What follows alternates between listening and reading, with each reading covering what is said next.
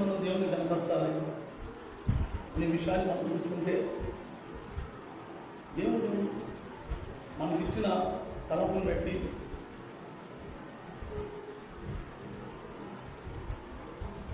ఎబ్రీయులకు రాసిన పత్రిక 13వ అధ్యాయం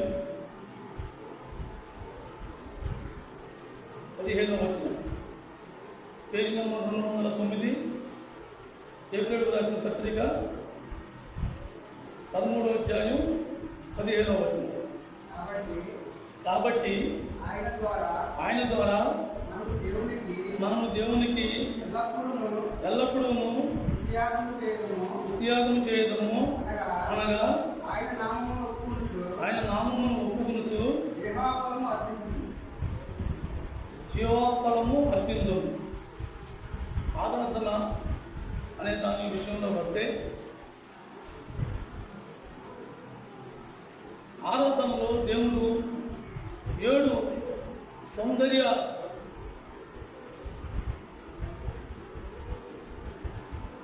7 సౌందర్యములను మనకు బయలుపడటానికి ఆయన వాటిని దాచి ఉంచాడు మన కోసం. కాబట్టి దీంట్లో 2 విధాలుగా పౌలు గారు రాసిన పత్రికలన్నీ కూడా 2 విధాలుగా ఉన్నాయి. రోమా పత్రిక నుంచి ఫిలెమోను పత్రిక వరకు పౌలు గారు అన్యులకు రాశారు. అలాగే ఎబ్రీ పత్రిక నుంచి యోధా పత్రిక వరకు యూదులకు రాశారు. యూదులకు రాసిన పత్రికల వల్ల ఏంటంటే ప్రతిదీ కూడా వాళ్ళకు మందిరాలు ఉన్నాయి, దేవుడు సన్నిధిలో కూడుకునేవారు. ఈ ఉన్నవాళ్ళంతా కూడా అన్యులు. వాళ్ళు దేవుని గురించి 4 మాటలు చెప్తే వాళ్ళు వినడానికి, అలాగే దాన్ని అర్థం చేసుకోవడానికి ప్రయత్నిస్తూ ఉంటారు. కానీ యూదులు అలా కాదు. వాళ్ళకి ప్రతి దానికి సమాధానం కావాలి, తిరిగి బదులు చెప్పాలి. అలాగే క్రైస్తవుల్లో కూడా అంతే. ఏదైనా ఒక సేవకుడు, ఒక బోధకుడు, ఒక దైవజనుడు ఎవరైనా కానివ్వండి, ఏదైనా సందర్భంలో ఆరాధన గురించి ఏదైనా మాట్లాడినప్పుడు, ఏదైనా చెప్పినప్పుడు దానికి ఆధారం ఏంటి, ఎలా ఆరాధించడానికి దానికి కారణం ఏంటి అని ఎదురుకు వచ్చే అవకాశం ఉంటుంది. అయితే వీళ్ళ అన్యుల వల్ల ఆ ప్రాబ్లం లేదు. దేవుడి గురించి, దేవుడు నీ కోసం రక్తం కార్చాడు, నీ కోసం ప్రాణం పెట్టాడు, నువ్వు దేవుడిని నమ్ముకో, నీకు నెమ్మది ఉంటుంది అని చెప్తే వాడు అర్థం అవుతుంది. అది ఎమ్మటే వాళ్ళు మన దేవుడి మాటకు లోపడకపో విన్నదాన్ని పెట్టాలో ఎంతో కొంత దేవుడి పట్ల భయంతో వాళ్ళు వెనక తిరుగుతారు. కానీ యూదులు అలా కాదు. అలాగే దేవుడు నమ్ముకున్నామని చెప్పిన వాళ్ళు కూడా అంతే, అదే స్వభావం.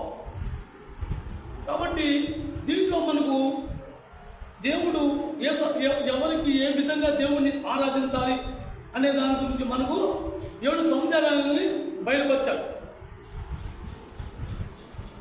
దాన్ని మనం చూసుకుంటే, మొదటిగా కరుణాపదమైన ఆరాధన.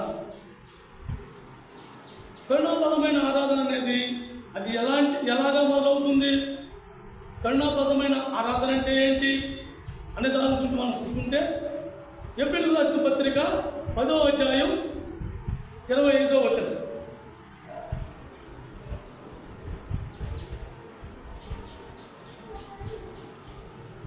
24-25 కలిసి ఉన్నారు చూడండి. కొందరు మానుకున్నట్లుగా సమాజంగా కూడుకుంట మానక ఒకరినొకరు హెచ్చరించుతూ ఆ దినము సమీపించుట మీరు చూసిన కొలది మరి ఎక్కువగా ఆలోచించు ప్రేమ చూపుటకును సత్కారము చేయుటకును ఒకరినొకరు పురికొల్పుకోవాలని ఆలోచించు. ఎందుకు ఈ మాట పౌలు గారు చెప్పాడు అంటే, వాళ్ళు ఈ వ్యతిరేకత, అలా కాదు ఇలాగని, ఇది ఇలా కాదు అలాగ ఆరాధించాలని, ఇలాంటి వ్యతిరేకతతో కొంతమంది విసిగిపోయి నలిగిపోయి దేవుని మందిరానికి వెళ్తూ మానేస్తారు. అలాంటి సందర్భంలో ఆ మాట రాయించాడు పౌలు. ఎందుకు? ఇంకా ఎక్కువగా మనం కూడుకోవాలి. ఎప్పుడైతే మనకు అటువంటి ట్రాఫిక్ ఎదురైందో, అటువంటి సమాధానం నలిగిపోయిన స్థితిలో మనం ఉన్నామో, ఇంకా ఎక్కువగా దేవుడు మనం బలపడడానికి ఇంకా ఎక్కువ ఆసక్తితో దేవుని మందిరంలో మనం కూడుకోవాలి. అంతేగాని ఎదురు క్వశ్చన్లతోనూ, ఎదురు పోరాటాలతోనూ, ఎదురు సమాధానాలతోనూ దేవుని మందిరాన్ని మనం కోల్పోకూడదు. ఎందుకంటే ప్రతి విషయంలో కూడా దేవుడు మనల్ని హెచ్చరిస్తూ వస్తున్నాడు, మనల్ని నేర్పిస్తూ వస్తున్నాడు. ఎందుకు మనం కూడుకోవాలి, అసలు మనం దేని గురించి మనం కూడుకోవాలి అని మనం చూసుకుంటే 12వ అధ్యాయం ఎబ్రిల్ రాసిన పత్రిక 12వ అధ్యాయం మొదటి 2 వచనాలు. 2వ వచనం చదవండి. మనము కూడా ప్రతి భారమును సులువుగా చిక్కులు పెట్టి పాపం విడిచిపెట్టి విశ్వాసమునకు కర్తయు దాన్ని కొనసాగించువాడైన యేసు వైపు చూచుచు మన వైపు ఉంచబడిన పందెములో ఓపికతో పరిగెత్తుదాము. ఆయన తన ఎదుట ఉంచబడిన ఆనందం కొరకై అవమానము నిర్లక్ష్యపరిచి సిలువను సహించి దేవుని సింహాసనమును కుడిపార్శ్వమున ఆసీనుడై ఉన్నాడు. అలాగే మనం కూడా ప్రతి విషయంలో కూడా ఎప్పుడు కూడా నెమ్మదిగా ఓపికగా సహిస్తూ మనం ముందుకు సాగాలి. కానీ తొందరపడే ఆలోచన కానీ, దేనికి మనం దేవుణ్ణి ఆరాధించాలి కానీ, ఎందుకు వాళ్ళు చెప్తే మనం వినాలని కానీ, ఇటువంటి ఆలోచన అసలు మనకు రానివ్వకూడదు. ఎందుకంటే దేవుడు అసలు మనం దేవుడికి ఎదురు పెట్టి మనం ఆరాధించాలి, ఎదురు పెట్టి మనం ఆ ఓపిక కలిగి ఉండాలి అనే దాని గురించి మనం చూసుకుంటే 13వ అధ్యాయం 12వ అధ్యాయం 28-29 చూడండి ఒకసారి. అందువలన మనము నిశ్చలమైన రాజ్యము పొంది దైవిక కృప కలిగి ఉందము. ఆ కృప కలిగి వినయ భయభక్తులతో దేవునికి ప్రీతికరమైన సేవ చేయడము. ఎలాగనగా మన దేవుడు దహించి అగ్ని అయి ఉన్నాడు. మనం ఏ రకంగా సేవ చేయాలి? దేవుడు సేవ అంటే సేవ చేసేవాడు దేవుడికి ఆరాధకుడే, దేవుడిని ఆరాధించేవాడే సేవ చేసేవాడు. సేవ అంటే ఏంటి? దేవుడిని ఆరాధించడమే. అయితే దాన్ని ఎలా చేయాలి? ప్రీతికరంగా, నాకు నచ్చినట్టుగా నీకు నచ్చినట్టుగా చేస్తాం కాదు, దేవునికి ప్రీతికరంగా ఆ సేవ చేయాలి. మనసుకు నచ్చినట్టుగా, మనకు నచ్చినట్టుగా, మనకు అవసరం కాదు దేవుని సేవ చేసి. మనం ఎలా చేసినా సరే అది మాత్రం దేవునికి ప్రీతికరంగా ఉండాలి, దేవునికి ఇష్టంగా ఉండాలి. అలాంటి ఇష్టం కోసం ఎప్పుడు కూడా మనం తలతలాడుతూ ఉండాలి. మనుష్యంగా మనం చేస్తే దేవుడు దహించే అగ్ని అంటే వాడు ఏదో నోటితో పలికే మాటలు కాదు ఆరాధన అనేది. బహిరంగంగా మనం చెప్పుకునేది కాదు ఆరాధన అనేది. వ్యక్తిగతంగా ఎవరికి వారు దేవునికి లోబడే స్వభావం, దేవునికి ఇష్టపూర్వకంగా ఆయనకి ప్రీతికరమైన సేవ అంటే ఆరాధన. దేవునికి ఆరాధించేవారే ఆ సేవ చేయగలరు, సేవ చేసేవారే దేవుని ఆరాధించగలరు. కాబట్టి ఆ ప్రీతికరమైన ఆ ఆరాధనకు ఆ సేవకు మనం అంగీకరించబడాలి. ఆ ప్రీతికరమైన సేవలో మనం నిమగ్నమై ఉండాలి. మనకు నచ్చిన క్రియ చేయటం కానీ, మనకు నచ్చిన పనులు చేయటం కానీ, మన ఇష్టానుసారంగా చేసేవి కాదు. ఎప్పుడైతే మనం అలా చేస్తామో దానివల్ల వచ్చేదేంటి, దానివల్ల మనం వచ్చేదేంటి అని మనం చూసుకుంటే 13వ అధ్యాయం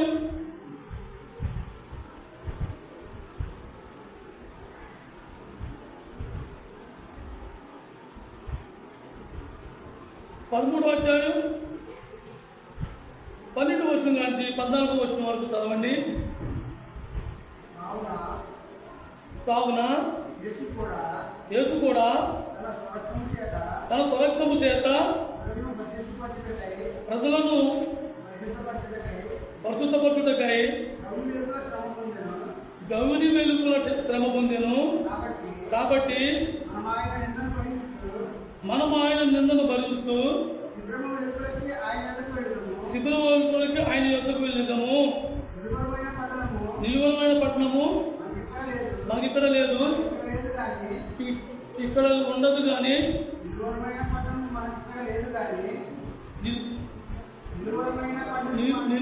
నిర్వలమైన పట్టణము మనకి ఇక్కడ లేదు కానీ ఉండబోతున్న దానికోసము ఎదురు చూస్తున్నాము. అయితే ఇది అసలు మనం 7 అంశాలని ఏడు సౌందర్యాన్ని మనం చూడాలనుకున్నాం. 7 సౌందర్యంలో మొదటి సౌందర్యం ఏంటంటే పరిణామబద్ధమైన ఆరాధన.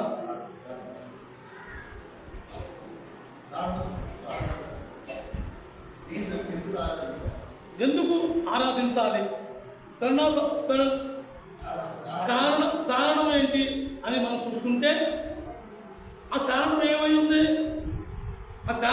ఉంది అని మనం చూసుకున్నప్పుడు ఈ 12వది మనం చదివినట్టుగా మన పౌరసత్వం ఎక్కడుంది? మన నిష్కపటమైన మనకు కావాల్సిన పట్టణం ఏది?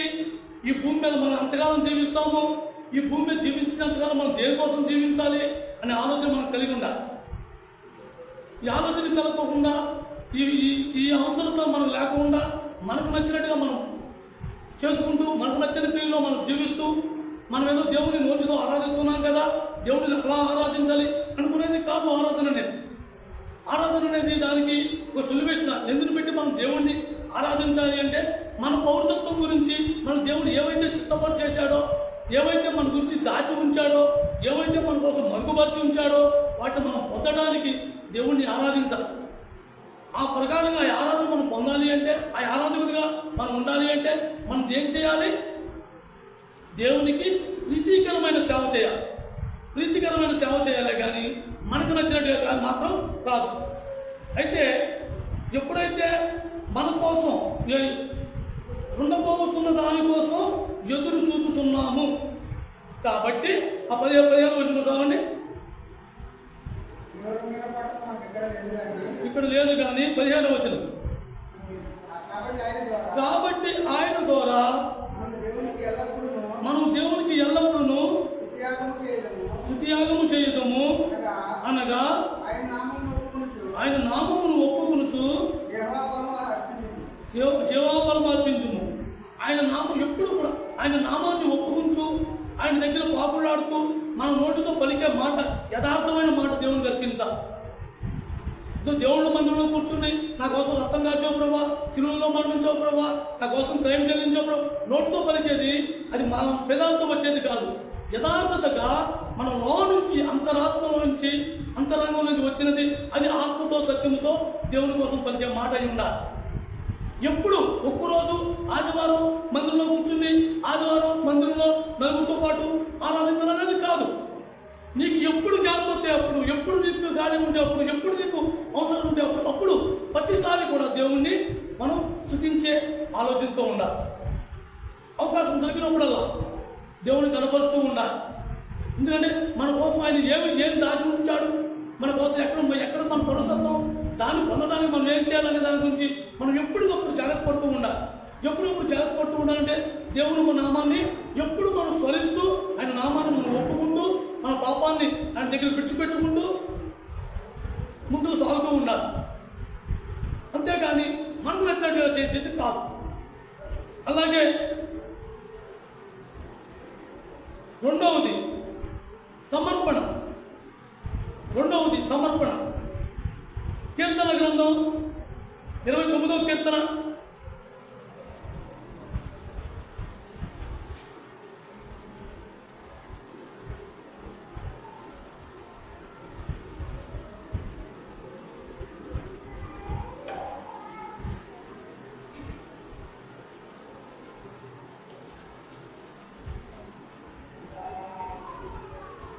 పేజ్ నెంబర్ 445 29వ కీర్తన పూర్తి 2 వచనాలు.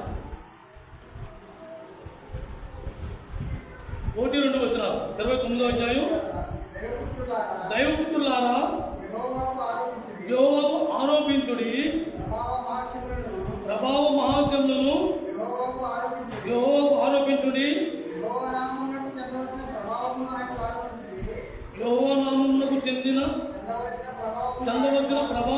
ఆయనకు ఆరోపించు.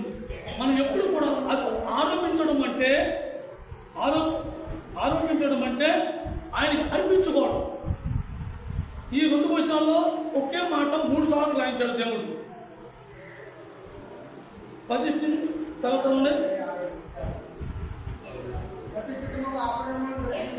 ప్రతిష్టము గల ఆభరణములు ధరించుకుని ఆయన ఎదురు సాగిలపడదు. ఈ 3 సార్లు రాయించాడు అర్పణ. ఏదైతే ఆరోపించడం అంటే ఏంటి? అర్పించడం. మన దగ్గర ఉన్నది ఇచ్చాం, ఇంకా ఎదురు చూస్తున్నప్పుడు ఇంకా కొంచెం ఇచ్చాం, ఇంకా ఎదురు చూస్తున్నప్పుడు ఇంకా ఉన్నది కూడా ఇచ్చాం, ఇంకా ఎదురు చూస్తున్నప్పుడు అప్పుడు మనం ఏమనగలం? నాకు నేనే నీకు ఇచ్చేసుకుంటాం. ఈ మాట మనం దేవుని దగ్గర యథార్థతగా మనం అనగలగాలి. ప్రభా, నేను కానుక వేసుకుని దేవుడు సంతోషపెట్టగలనా? దేవుడు కానుక వేసుకుంటే సంతోషమా? కానుక వస్తే దేవుడికి అర్పణ. మరి దేవుడికి ఏమంటే అర్పణ? అది మనకు తెలుసు. మన హృదయాన్ని, మన అంతరంగాన్ని, మన శరీరాన్ని, మన ప్రాణాన్ని, మన ఆత్మను, ఈ 3 కూడా దేవునికి ఎప్పటికప్పుడు మనం అర్పించుకుంటూ ఉండాలి. ఈ 3తో మనకు నచ్చినట్టుగా మనం జీవించడం కాదు. దేవుని కోసం మనం అర్పణగా అర్పించుకోవడానికి ఇష్టపడి ఉండాలి. ఎవరికి మనం అర్పిస్తున్నాము అనే ఒక ప్రత్యక్షంలోకి మనం రావాలి. ఎవరికి మనం అర్పిస్తున్నాము అంటే అజ్ఞానులు యేసుక్రీస్తు ప్రభుని అర్పించడానికి ఏమర్పించిన వాళ్ళు? బంగారము, బోళము, సామ్రాణి, బోళము, ఈ 3 అర్పించారు. ఎందుకు అర్పించారు? యేసుక్రీస్తు ప్రభు అట్లా ఏం చేసుకుంటాడు? పుట్టిన పసిబిడ్డ కదా అని మనం అనుకుంటాం. కానీ వాళ్ళకి దేవుడు ఒక ప్రత్యక్షత ఇచ్చాడు.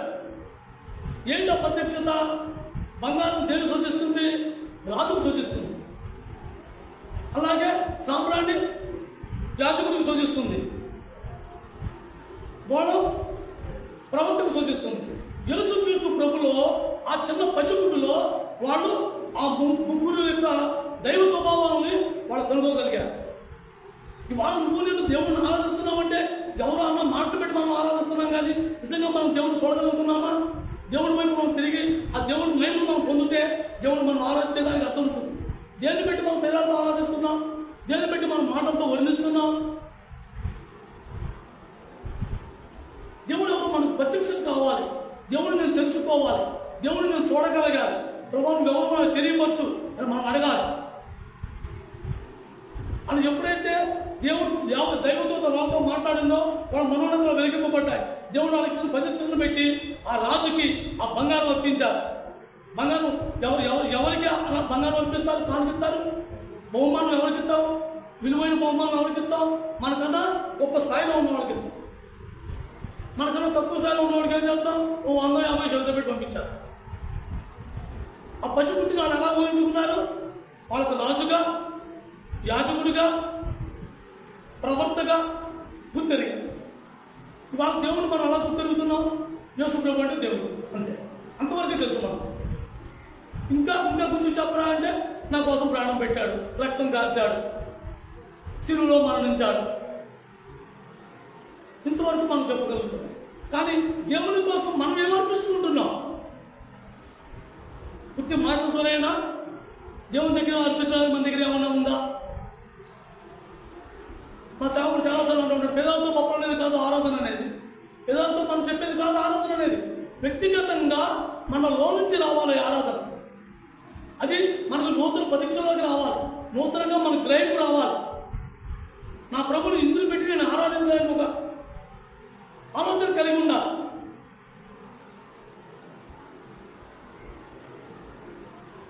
ఇది 2వది.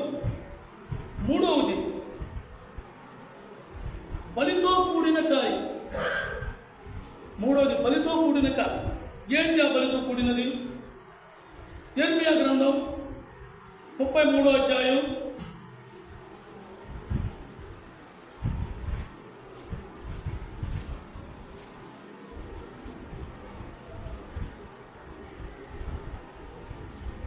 33వ 10, 11 వచ్చిన కలిపి ఉన్నాయి చూడండి.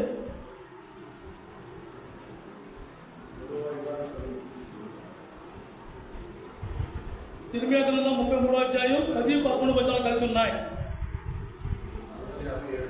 Page number 657.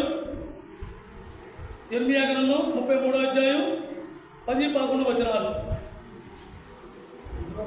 యెహోవా ఇలాగ చదివిస్తున్నాడు, ఇది పాడైపోయాను, దీనిలో నరులు లేరు, నివాసము లేరు, జంతువులు లేవు అని మీరు చెప్పు. ఈ స్థలములోనే మనుషులైనను, నివాసులైనను, జంతువులైనను లేక పాడైపోయిన ఏదా పట్టణంలోనే, యెరూషలేము వీధుల్లోనే సంతోష స్వరమును, ఆనంద శబ్దమును, పెండి కుమారుని స్వరమును, పెండి కుమార్తె స్వరమును, యెహోవా మంచివాడు, ఆయన కృప నిరంతరముండును, సైన్యములకు అధిపతియగు యెహోవాను స్తుతించుడి అని పలుకువారి స్వరమును మరలా వినబడును. యెహోవా మందిరంలోకి స్తుతియోగము తీసుకుని వచ్చి వారి స్వరమును మరలా వినపడును. మునుపటి వలె ఉంచుటకై చెరలో ఉన్న ఈ దేశస్తులను నేను రప్పించుతున్నానని యెహోవా సెలవిస్తున్నాను. ఎందుకు పెట్టి మనం ఆరాధించాలి? ఎందుకు పెట్టి మనం ఆరాధించాలి అని దేవుని మనం అనుకున్నప్పుడు ఈ మూడో దాంట్లో ఏమనుంది? మనం ఎలా పాడైపోయినా సరే, మనం ఎలాంటి స్థితిలో ఉన్నా సరే, మనం వెళ్ళి మళ్ళీ దేవుణ్ణి, ప్రభా మాకు దారి లేదు, దిక్కు లేదు, దిక్కు తోసట్లేదు అని మనం ఆయన దగ్గర చేరినప్పుడు ఆయన మనం చేరదీసి మళ్ళీ నువ్వు యథార్థత కలిగిన, నీ కృతజ్ఞతతో కలిగిన జీవితంతో అయినా మనలో మనం అడుగు పెట్టాలి. మనం యథార్థత కావాలని కోరుకునేది, మనకు నచ్చినట్టుగా మనం చేసేది కాదు ఆరాధన అనేది. దేవుడు ఏం కోరుకుంటున్నాడో, దేవుడు మన నుంచి ఏం అడుగుతున్నాడో, దేవుడు మన నుంచి ఏం ఆశిస్తున్నాడో అది మనం అర్పించినప్పుడు ఆయన మందిరంలోకి మనకి అర్హత కలిగిస్తున్నాడు. అదే ఇంకొక మాట, ఈ గ్రంథంలో ఇంకొక మాట రాసింది. కీర్తన గ్రంథం 50వ కీర్తన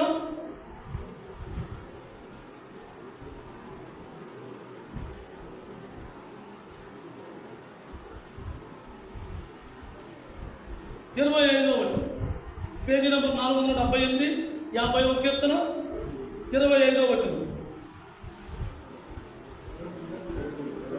23. స్తుతియాగము అర్పించువాడు మహిమపరుచుతున్నాడు, నేను వానికి దేవుని రక్షణ కనపరుచున్నట్లు వారు మార్గము సిద్ధపరచుకుంది. ఎందుకు దేవుణ్ణి మనం ఆరాధించాలి? ఎందుకు దేవుని మనం ఆరాధించాలి? స్తుతియాగము కొరకు అర్పించువాడు మహిమపరుచుతున్నాడు అంటే దేవుని మనం స్తుతియాగముగా, అంటే యాగం అంటే మనం అర్పించుకోవటం, మనం ఇష్టపూర్వకంగా దహించబడిపోవాలి, మనం కాల్చబడిపోవాలి. స్తుతించడం అనేది దేవుని కనపరిచే మాట పలకడం. అలా దేవుని కనపరిచే మాట మనం పలికేటప్పుడు మన శారీరకంగా మనలో ఉన్న లోపాలన్నీ కూడా దహించబడిపోవాలి. యాగంలో ఉండాలి, యాగమైపోవాలి. అలాంటప్పుడు మనం పలికే మాటల్ని దేవుడు అది ఎంతవరకు కరెక్ట్ అనేది దేవుడు మాత్రం పరిశోధించాలి. ఎవరైతే యథార్థత కలిగి దేవుని కోసం పలుకుతూ మాటలు ఆ జీవితం జీవిస్తారో వారు మాత్రం ఏం చేసుకుంటారు? ఆ మార్గాన్ని రక్షణ పలుకుతున్నట్లు వారు మార్గమును సిద్ధపరచుకుందరు. మనం రక్షించబడుకోవడానికి దేవుడు చెప్పిన మార్గాన్ని మనం ఎంచుకుంటే ఆ మార్గాన్ని మనం తెలుసుకుని ఆ మార్గంలో మనం ప్రేరేపిస్తాం. ఎప్పుడైతే మనం ఆ మార్గాల్లో ప్రేరేపించాలనుకుంటున్నామో మనకు దేవుడు ఏ మాట అయితే చెప్పాడో ఆ ప్రకారంగా మన శరీర క్రియలు మనం కాల్చుకోవాలి. మన ఆలోచన విధానాన్ని దేవుడి వైపు పుట్టుకుని దానికి బలపరుచుకోవాలి. బలంగా బలపరుచుకుంటేనే కానీ దేవుడి పట్ల మనకు ఆసక్తి, ఆలోచన ఇవేమి కూడా మనకు సాగవు. ఇవేమి కూడా మనమేమి కూడా రావు. దేవుడిని ఎవరైతే యథార్థత కలిగి ఇష్టపూర్వకంగా దేవుని మహిమపరచడానికి ఆ మార్గాన్ని ఎంచుకుంటాడో అది నిజమైన ఆరాధన. నలుగురితో ఉండి ఆరాధించేది, నలుగురితో ఉండి మాట్లాడుకునేది, నలుగురితో ఉండి ప్రార్థన చేసేది కాదు.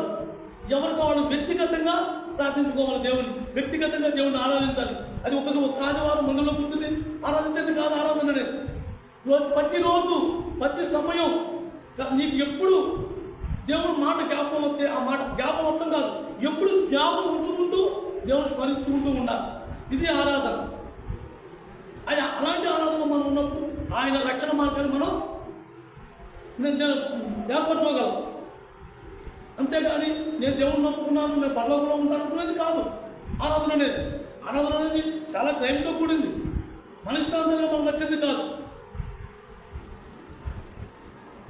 యెహోషువ గ్రంథం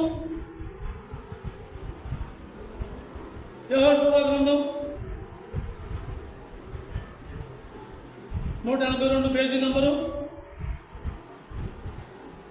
7వ అధ్యాయం 19వ వచనం. 182 పేజీ నంబరు 19వ వచనం. అప్పుడు యెహోషువ అకానుతో, నా కుమారుడా, ఇశ్రాయేలు దేవుడైన యెహోవాకు మహిమ చెల్లించి ఆయన యందు ఒప్పుకొని నువ్వు చేసిన దానిని మరుగు చేయక నాకు తెలుపుమని నిన్ను వేడుకున్నాను చెప్పగా, మనం ఏం చేయాలి? చేసిన దాన్ని ఒప్పుకోవాలి. ఆ దేవుని సన్నిధిలో దేవునితో ఒప్పింపబడాలి. మనం ఒప్పుకోవాలి.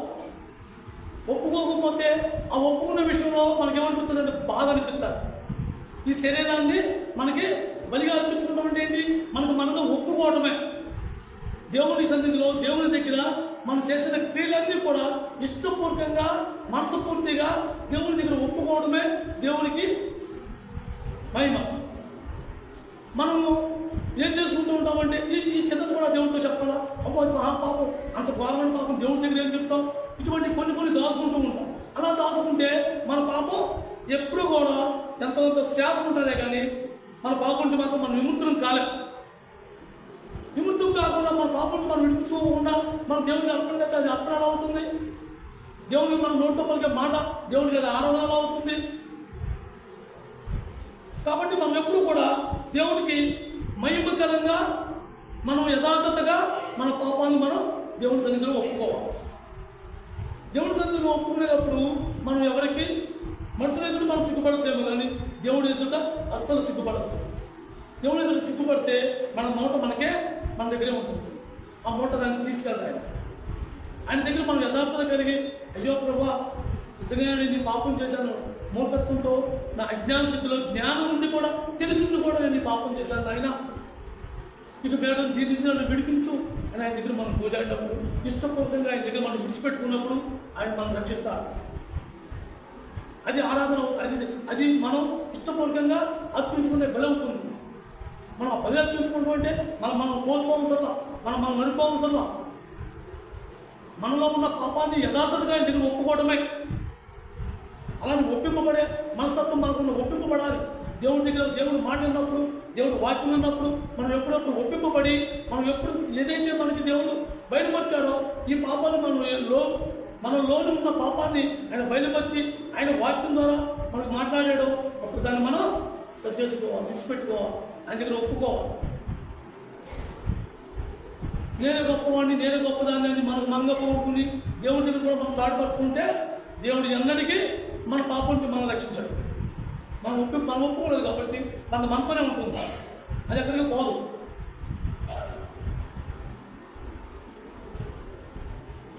మొదటి పేతురు రాసిన పత్రిక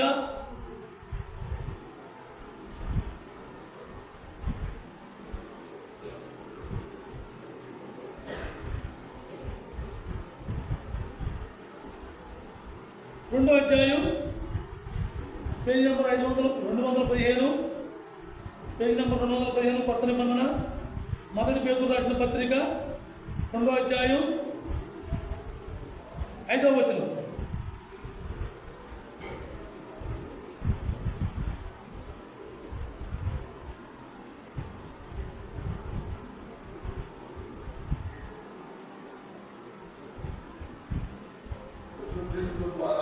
యేసుక్రీస్తు ద్వారా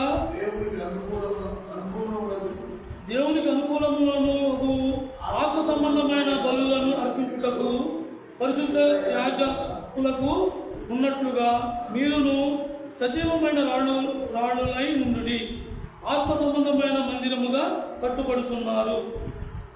మనం ఎందుకు ఎలా కట్టబడుతున్నాము అంటే ముందు మనం చదువుకున్నట్టుగా ఎలాగా మనం యథార్థత కలిగి దేవుని దగ్గర ఒప్పుకుని దాన్ని విడిచిపెట్టుకుని ఎప్పుడైతే మనంగా సజీవులుగా జీవించాలనే ఆశ కలిగి దేవునితో మనం సంభాషణలో ఉండి ఆ యథార్థత కలిగిన జీవితం మనం జీవిస్తామో మనం సజీవమైన రాళ్ళుగా దేవుని మందిరంలో దేవుడు మనం కట్టుతున్నాడు. మనం యథార్థత కలిగి ఉన్నప్పుడు దేవుడు మనం కట్టబడుతున్నాం. కానీ అందరిని పెట్టి మనం దేవుడిని ఆరాధించాలి. మనగా చేసుకునేది అంటూ ఏమీ లేదు.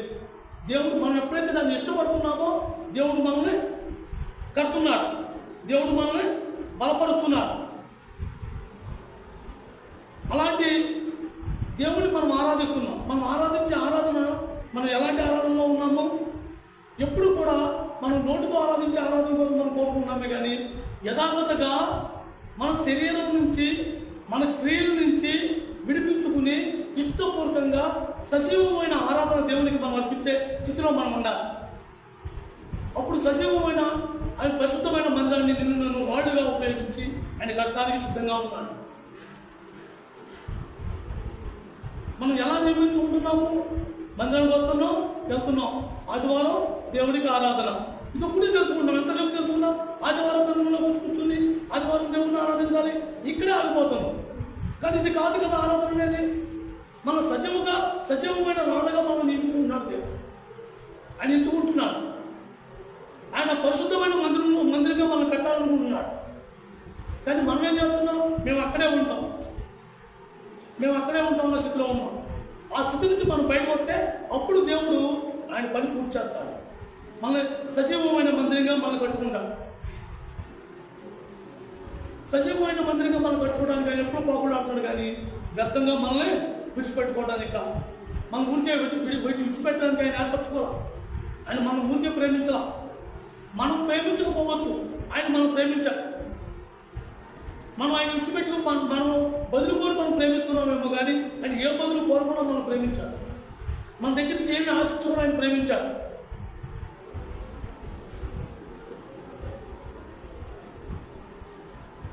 అలాగే నాలుగవదిగా నిరంతరము జరిగే పరిచర్య. దశలోనికీయులకు రాసిన పత్రిక, మొదటి దశలోనికీయులకు రాసిన పత్రిక, పేజీ నెంబర్ 187.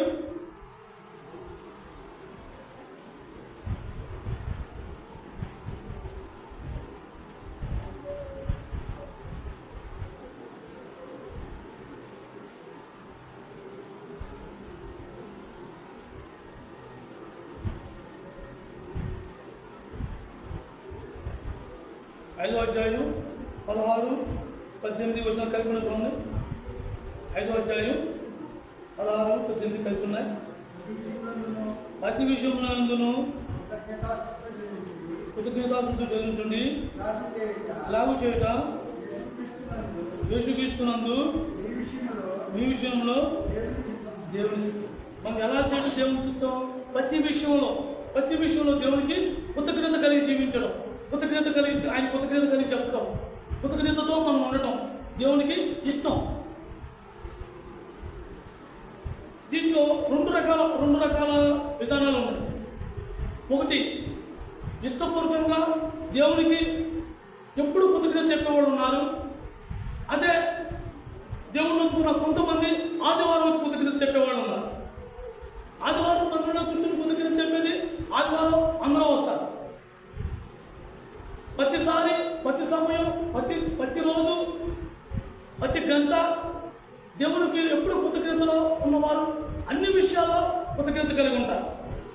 అలాంటి కృతజ్ఞత కలిగి ఉన్న వారిని దేవుడి సిద్ధమని, నా పిల్లలు నా పట్ల ఆధారపడి నా కోసం జీవిస్తూ నన్ను ఎప్పుడు గణపరుస్తూ ఉండాలి, నన్ను ఎప్పుడు శృతిస్తూ ఉండాలి, నేను చేసిన దాన్ని ప్రతి దాన్ని కూడా వాళ్ళు కృతజ్ఞత కలిగి ఉండాలి అని దేవుని చిత్తమని. మనిషి చిత్తం ఏంటి? నాకు నచ్చితే మందిరానికి వస్తా, నచ్చకపోతే మందిరానికి రాను.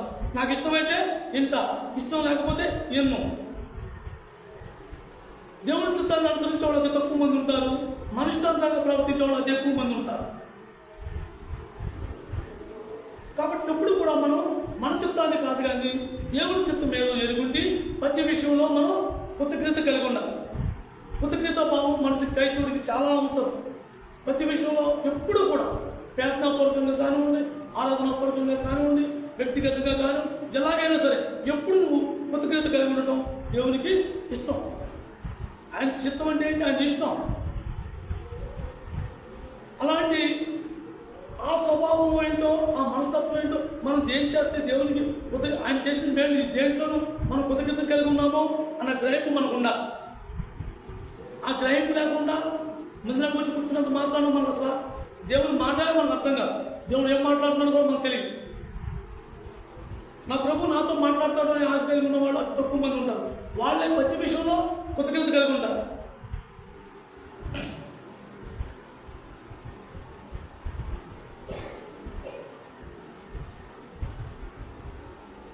ముప్పై నాలుగో కీర్తన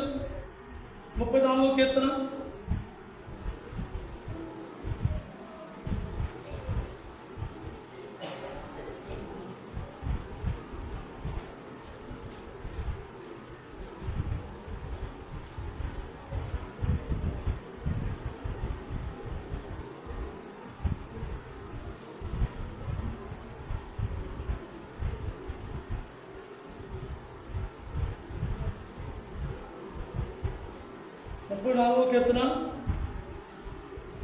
1వ వచనం. నేను ఎల్లప్పుడూ యెహోవాను సన్నిధించేదను, నిత్యము ఆయన కీర్తిని అనబడుతున్నాను. ఎప్పుడు కూడా ఆ రెండవ చెగ అంటే తక్కువ చెగలో ఉన్నవారు వాళ్ళ పరిస్థితి ఎలా ఉంటుంది? ఎప్పుడు ఆయన మాట వాళ్ళ నోట్లో పెట్టుకుంటారు. ఆయన ఎప్పుడు శుద్ధిస్తూ ఉంటారు, ఎప్పుడు ఆరాధిస్తూ ఉంటారు, ఎప్పుడు ఆయన కనపరుస్తూ ఉంటారు. ఏ విషయంలో సరే బాధ వచ్చినా, దుఃఖం వచ్చినా, ఆనందం వచ్చినా, సంతోషం వచ్చినా, ఏది వచ్చినా సరే దేవుని మహిమపరుస్తూ ఉంటారు. ఎక్కువ మంది ఉన్న సెగలో వాళ్ళు ఏం చేస్తారంటే ఆ ఆదివారమే దేవుణ్ణి ఆరాధించాలి, ఆ ఆదివారమే దేవుణ్ణి నోరెప్పి కనపరచాలి, ఆ ఆదివారమే దేవుణ్ణి స్తుతించాలి, ఆ ఆదివారమే దేవుణ్ణి వందించి మాటలు చెప్పాలి అనుకుంటూ ఉంటారు. అంటే ఒక్కరోజు నువ్వు దేవుడిని ఆరాధించే వాళ్ళు అయితే దేవుడి అలాంటి ఆరాధన దేవుడికి అవసరం. దేవుడికి కావాలని ఆరాధన అంటే నిరంతరం నించు ఎప్పుడు కృతజ్ఞతలు కలిగి ఉండాలి, కృతజ్ఞతలు చెల్లిస్తూ ఉండాలి. మనకు నచ్చినప్పుడు కృతజ్ఞతలు చెల్లించి, మనకు నచ్చినప్పుడు మందిరానికి వచ్చి మనకు నచ్చినట్టు మనం అర్పించేది దేవుడికి అది ఆరాధన కాదు. నిజమైన ఆరాధన అనేది ఏంటి? నిరంతరం ఎప్పుడు ఆయన మాటలు మనం ఉచ్చరించుకుంటూ ఉండాలి, ఆయన నామాన్ని మనం ధ్యానిస్తూ ఉండాలి, ఆయన మాటలు మనం తెలుసుకుంటూ ఉండాలి.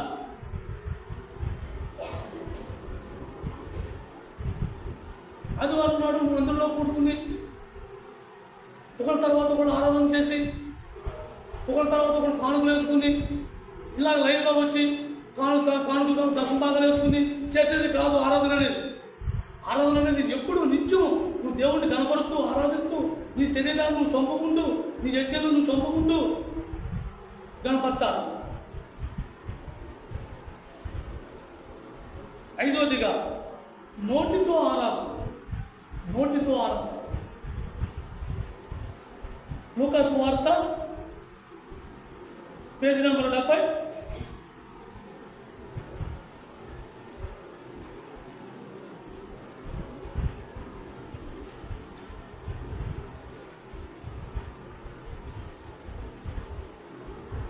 ఐదవది నోటితో ఆరాధన. లూకా సువార్త 17వ అధ్యాయం పేజీ నెంబర్ 70, 15-16 వచనాలు కలిసి ఉన్నాయి చూడండి. 15-16 వచనాలు. వారిలో ఒకడు తనకు స్వస్థత కలుగుతూ చూసి గొప్ప శబ్దంతో దేవుని మహిమపరుస్తూ తిరిగి వచ్చి ఆయనకు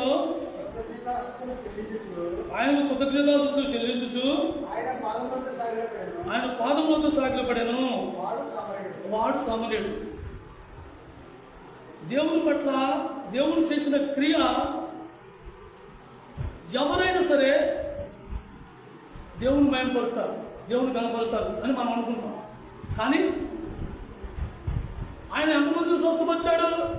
10 మందిని స్వస్థపరిచాడు. 10 మందిలో 9 మంది ఎవరు? యూదులు. వాళ్ళకి ఎవరికి దేవుని కృతజ్ఞతలు చెల్లించండి అసలు ఆలోచనే లేదు. నేను స్వస్థపడ్డాను, నేను బాగున్నాను, వెళ్ళిపోయి నా ఓళ్ళను చూసేసుకోవాలి, నా ఓళ్ళతో కలిసిపోవాలి, నా సమయం అయిపోయింది, నా టైం అయిపోయింది కాబట్టి నేను శుభ్రంగా అయిపోయాను, నా ఓళ్ళతో కలిసిపోవాలి.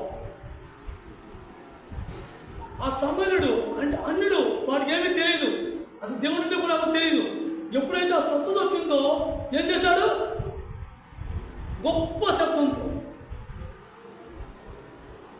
వాళ్ళ బంధాల్లో ఫస్ట్ మొదలెట్టినప్పుడు, ఆరాధన మొదలెట్టినప్పుడు నేను తలదిమ్మంలో ఉన్నప్పుడు చూసా. ఫస్ట్ మొదలెట్టినప్పుడు ఏమంటారు? ఓ ప్రభువా, నా కోసం రక్తం కాల్చే సుల్లో మనం సన్నంగా దిగిపోతుంది. ఆ స్వరం పక్కనే పక్కన కూడా వినపడదు. వీడు ఎప్పుడు ముగించాలో కూడా తెలియదు, పక్కన ఎత్తు ఉండాలి. మరి నిజంగా మనం గొప్ప శబ్దంతో దేవుని ఆరాధిస్తున్నామా?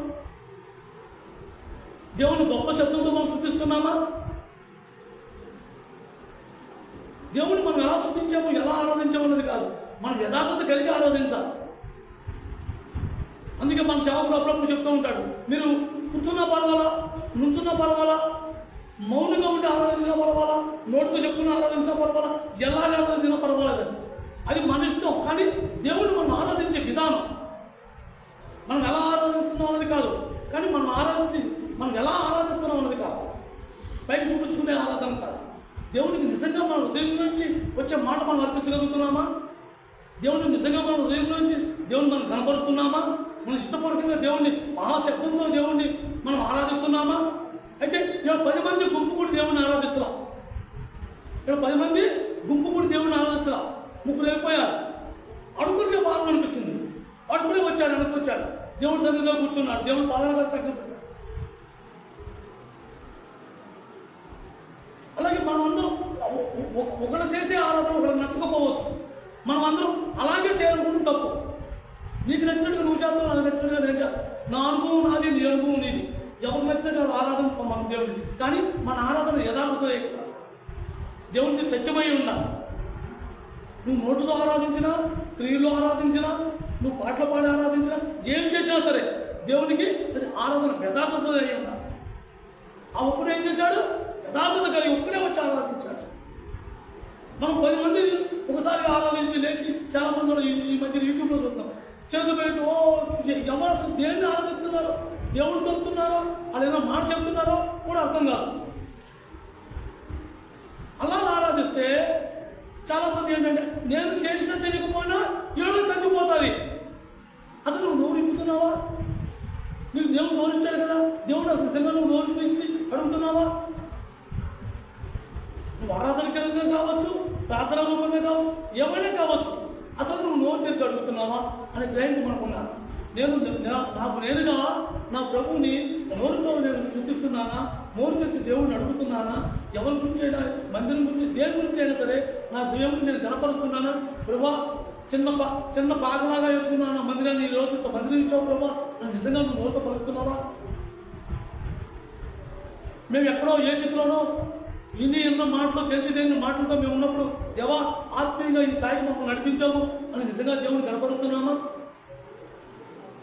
ఎవరో ఒకడు మాట్లాడితే ఆ వెనకాల ఇంకోడు మళ్ళీ అదే మాట, మళ్ళీ ఇంకోడు అదే మాట, ఆ ఉన్న వాక్యం మీద మాట, ఆ వాక్యం తీసుకుని ఆ ప్రకారంగా ఆ ప్రతి ఒక్కడు అదే మాట, పైగా ముందులో మొదలుపెట్టిన ప్రభులాగా ఆకలి జరుపుకున్నట్టు మాట కూడా రాదు.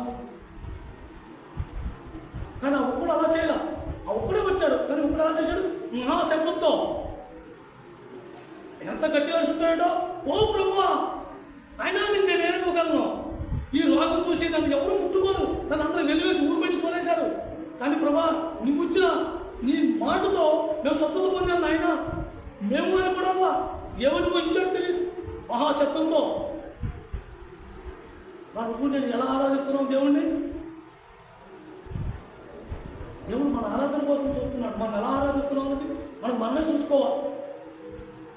ఆదివారం ఒక్కరోజు దేవుని గురించి కూర్చుని మందిరంలో కూర్చుని 2 మాటలని మౌనంగా కూర్చుని నేను ఆరాధిస్తున్నాను అంటే నిజమైన మౌనంగా కూర్చుని మౌనంగా ఉన్నవాడు ఎవరు? ఆ 24 పెద్దలు. వాళ్ళు ఏం చేశారు? వాళ్ళ కిరీటాలు తీసి దేవుడి ముందు సాష్టాంగ పడ్డారు. ఇంకా మాటల్లో వాడు వర్ణించుతారు. దేవుడు చేసిన క్రియల్లో వాడు వర్ణించడానికి మాటలు లేవు. వాళ్ళకి మౌనంగా అయిపోయి అలా పడి ఉన్నారంటే ఆ హృదయాలు దేవుడికి అర్పించారు. మనం ఏమర్పిస్తున్నాం అన్నది మనం చూసుకోవాలి. దేవుడికి నేను ఏమర్పిస్తున్నాను అన్నది నేనే చూసుకోవాలి.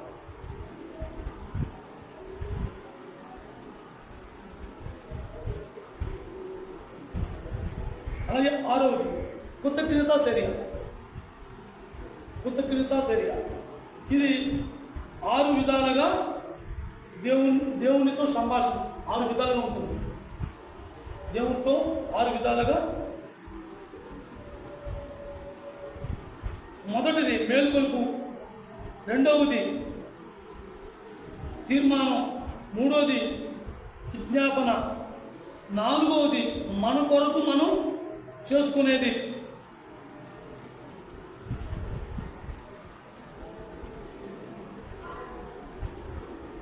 ఆరోది కృతజ్ఞత. ఈ కృతజ్ఞత ఎప్పుడు ఒకరోజు ఒక పూట ఆ సమయం కాదు, ఎప్పుడు కూడా దేవుని కృతజ్ఞత కలిగి ఉండాలి. ఎప్పుడు దేవుని కోసం మన కోసం మనం చేసుకుంటున్నామే కానీ దేవుడు నాకు చేసిన క్రియలు పెట్టి నేను దేవుడిని ఆరాధిస్తున్నాను, దేవుడు నాకు చేసిన మేలు పెట్టి నేను దేవుడిని కనపరుస్తున్నాను అనే స్వభావం మనం ఉండాలి. కానీ నా రోగాలు తగ్గించు, నా అవసరతలు తీర్చు, నన్ను బాగు చేయి, నన్ను స్వస్థపరచు, నా అవసరతలు ఇది నా కోసం నేను చేసుకునేది. ప్రభావం చేసిన గొప్ప కార్యాన్ని పెట్టి నేనేమివ్వగలను? పనికి మాన నా జీవితంలో నూతన వెలుగు పుట్టించడానికి నేను ఏమివ్వగలను? నిజమైన జీవితం నా జీవితం పనికి మానుంది, పని చేయింది, ఎవరికి అర్థం కాంది, ఎందుకు లేనిది. అయినా కానీ ఆయన నువ్వు నన్ను శారదీశావు, నువ్వు నన్ను ప్రేమించావు. ఇలా ఎప్పుడైనా మనం దేవుడిని ఆరాధించగలిగామా? విజ్ఞాపన ఎవరి గురించి? అందరి సంఘం గురించి మనం ఎప్పుడైనా దేవుని కోసం విజ్ఞాపన చేశామా? సంఘంలో ఉన్నవారు, హెచ్చుతగ్గులుగా ఉన్నవారి గురించి కానీ, ఆర్థిక ఇబ్బందుల్లో ఉన్నవారి గురించి కానీ, సమస్యలో ఉన్నవారి గురించి కానీ మనం ఎప్పుడైనా దేవునికి విజ్ఞాపన చేసి ప్రార్థించగలిగామా? ఆ ప్రార్థన మనకు అవసరం. ఇవాళ నువ్వు నేను ఇక్కడ ఉన్నామంటే ఎంతమంది ప్రార్థన మేము ఆధారపడి ఉన్నామో, ఎంతమంది ప్రార్థిస్తే ఈ స్థాయికి మనం ఎదిగామో. అలాగే మనం కూడా వేరుగురు ప్రార్థన చేసే విధానంలో దేవునితో ఏకీభావం కలిగి ఉంటాం. కృతజ్ఞత అనేది ఎప్పుడు ఉండాలి, ఒకరోజు కాదు. దేవుడు నువ్వు ఏం చేసినా చేయకపోయినా ఎలా చేసినా. ఇక్కడ కృతజ్ఞత అనేది 2 విధాలుగా ఉంది. ఒకటి నాకు చేసిన మేలు పెట్టి చేసేది. ఓ ప్రభా, నా పరిమాణం జీవితం నేను తాగి తిరిగేవాడిని, నా వ్యసనాల నుంచి నన్ను తప్పించి నన్ను బాగు చేశావు కాబట్టి నేను ఆరాధిస్తున్నాను. ఇది నాకు చేసిన మేలు పెట్టి ఆరాధన, నిజమైన ఆరాధన. ఎందుకు పెట్టి అయినను అనే ఆరాధన. అయినను అంటే ఏంటి? అయినను అనే దానికి దేనికి? దేవుడికి ఏమైనా చేసినా చేయకపోయినా ఆయన దేవుడు అని తెలుసుకున్నావు అంతే సార్. నాకు దేవుడు అని తెలుసు, యేసుక్రీస్తు ప్రభు ఆ పరలోకపు తండ్రి దేవుడిని తెలుసు. ఆ దేవుడు నేను ఆరాధిస్తాను. హబక్కూకు గ్రంథం పేజీ నెంబర్ 772, 3వ అధ్యాయం 17వ వచనం.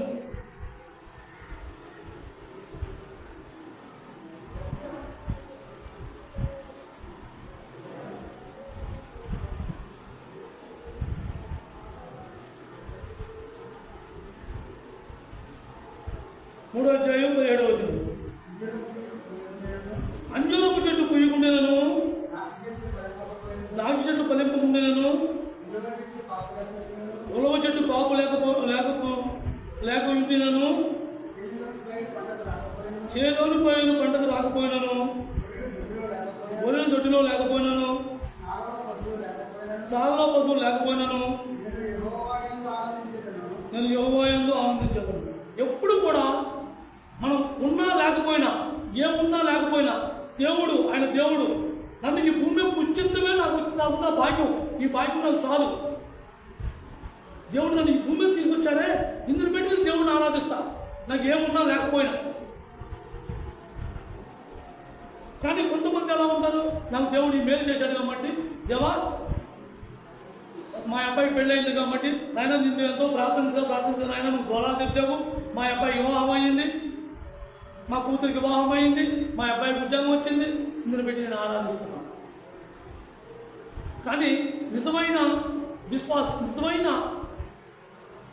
దేవుడు చావు చేసేవారు, దేవుడు చావు అంటే ఎవరు? ఆరాధకులు.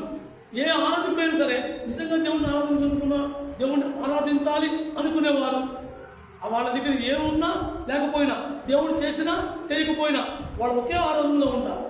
ఆ దేవునికే మహిమ. శత్రుఘ్న మేషకులు కూడా ఏమన్నారు, మా దేవుడు మమ్మల్ని కాపాడినా కాపాడకపోయినా నువ్వు పెట్టిన పదిమలు మాత్రం మేము ఆరాధించు, మేము మొక్కమన్నా ఆరాధించమన్నా ఒకటి.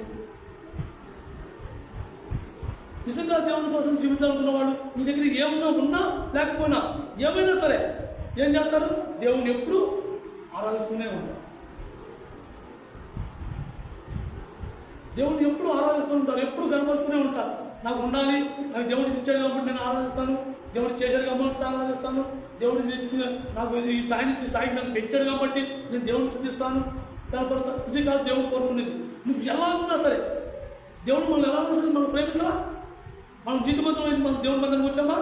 పనికి మానసికలో పాపిష్ట జీవితం జీవిస్తున్నప్పుడు దేవుడు తెలుసుకున్నాడు. అలాంటి జీవితంలో ఉన్నప్పుడు మనం దేవుడు చార్దిస్తాడు. అలాంటి జీవితంలో ఉన్నప్పుడు దేవుడు మనం ఎత్తుకుని ముద్దాయాడు. దేవుడు చెప్తేనే మనం చేయాలి, దేవుడిని ఆరాధిస్తామా?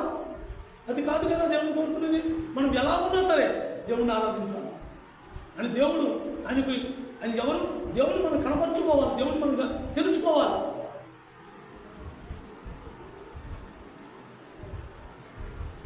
ఏడవదిగా దేవుణ్ణి గుర్తించుట. దేవుడిని మనం ఎలా గుర్తించగలం? దేవుడు అంటే ఎవరు అని మనం చూసుకుంటే, యెహోవా చెప్పినదేమనగాని కానీ, యెహోవా పలుకున్నదేమనగాని కానీ అని యెహోవా అనే మాట 6000కు పైగా సార్లు ఉంది బైబిల్ గ్రంథంలో. అందును బట్టి దేవుడు ఎవరో మనకే అర్థమవుతుంది. దేవుడు ఎవరు అని చూసుకుంటే, దేవుడు ఆ పరలోకపు తండ్రి యేసుక్రీస్తు ప్రభు, ఆయనే దేవుడు. ఆ పరలోకపు తండ్రి అయినా ఆ యెహోవాయే దేవుడు. ఆయన నరుడిని మన పోలికగా అన్నదానికి నా పోలికగా అన్నదానికి వ్యత్యాసం ఉంది. నా పోలికగా అంటే నేను, మన పోలికగా అంటే మనందరం, ఇక్కడ ఉన్నవాళ్ళం అందరం. దేవుడు నరుని ఎలా సృజించాలన్నాడు? నా పోలికగా అన్నాడా, మన పోలికగా అన్నాడు. అంటే దేవుడితో పాటు ఇంకా ఉన్నారు దేవుళ్ళు, అని ఉన్నారు. ఒకడే కాదు, ఇంకా దేవుళ్ళు ఉన్నారు. యేసుక్రీస్తు ప్రభు పరిశుద్ధాత్మ దేవుడు. కాబట్టి ఆ దేవుడు మనల్ని ఏం చేశాడు? ఆయన పోలికగా చేసుకున్నాడు. ఆయన పోలిక మనకి ఇచ్చాడు. భూమి మీద అనేకమైన జీవరాశులు సృష్టించాడు. ఏ చేతి తగ్గ పోలికలు అది ఇచ్చాడు. కానీ ఈ సౌందర్యం ఎవరిది? ఆ దేవుడిది. ఆ దేవుడిది ఈ స్వరూపం, ఈ సౌందర్యం దాంట్లో ఎవరిది? ఆ దేవుడిది. వాడిని మనకిచ్చాడు. అందుకు ఆయన దేవుడు కాబట్టి ఆయన స్వరూపంలో మనం చేసుకున్నాడు. ఆయన అరచేతుల్లో మనం చెప్పుకున్నాడు. అన్నింటినీ నోటి మాటతో సూచించాడు. నిన్ను నన్ను మాత్రం ఆయన స్వహస్తాలతో మనం నిర్మించుకున్నాడు. దేవుడిని గుర్తించడానికి ఇంతగా మనం గుర్తులేం కావాలి? దేవుడు ఎవరో మనకు తెలియట్లా? దేవుడిని మనం ఎలా కనబడుతున్నాం? దేవుడు తెలుసుకున్నా మనం దేవుడిని ఎలా కనబడుతున్నాం? ఓ ప్రభువా, నీ కోసం నా కోసం ప్రాణం పెట్టావు, శిలువలో మరణించావు, రక్తం కాల్చావు ప్రభువా, నా కోసం సమస్తం విడిచిపెట్టి.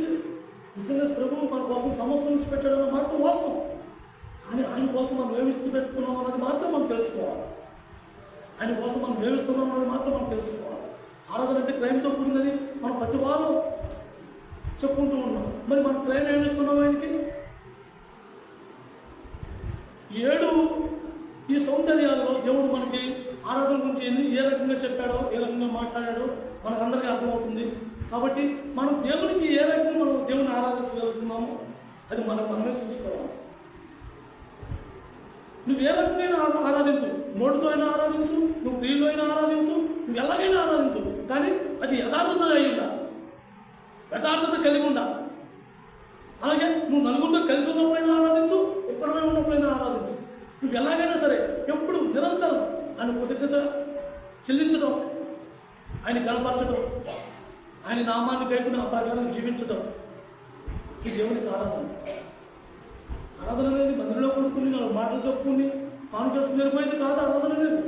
ఆరాధన అనేది దాని వెనక అంత మదుకుందో, దేవుడు అసలు ఎటువంటి ఆరాధన కోరుకుంటాడో, దేవుడిని ఎందుకు పెట్టి మనం ఆరాధించాలో, అవి ఆరాధిస్తే మనం ఎక్కడ ఎలా చేస్తామో, మనం ఏం చేస్తా అన్నాడు, మనం ఎందుకు పెట్టి దేవుడిని ఆరాధించాలి. ఆయన మనల్ని పరిశుద్ధ దేవాలయంగా, ఆయన మందిరంగా నియమించుకుంటున్నాడు. మనం పరిశుద్ధులమా? మనలో ఎవరికైనా పరిశుద్ధత ఉందా? మనమందరము పాపం చేసి దేవుని మహిమని కనుగొనలేని వాడు. అయినప్పుడు ఇప్పుడు ఆయన ఏం చేశాడు, మనం పరిశుద్ధులుగా చేస్తాడు. ఆయన మార్గాన్ని మనం ఏర్పరచుకుంటే మనం పరిశుద్ధులుగా ఉంటాం. పరిశుద్ధులు చేసి ఆయన పరిశుద్ధ మందిరంగా మనల్ని, సజీవ రాళ్ళుగా మనల్ని నియమించుకుని పరిశుద్ధ మందిరం కడతారంట. మనతో మనం అంగీకరించి ఆ దేవుడు చెప్పిన మాటకు మనం లోబడి ఆ ప్రకారం మనం జీవించడానికి ఇష్టపడితే దేవుడి పని దేవుడిని ఆగ్రహిస్తారు. ఉన్న సమయంలో చూస్తుంటారు.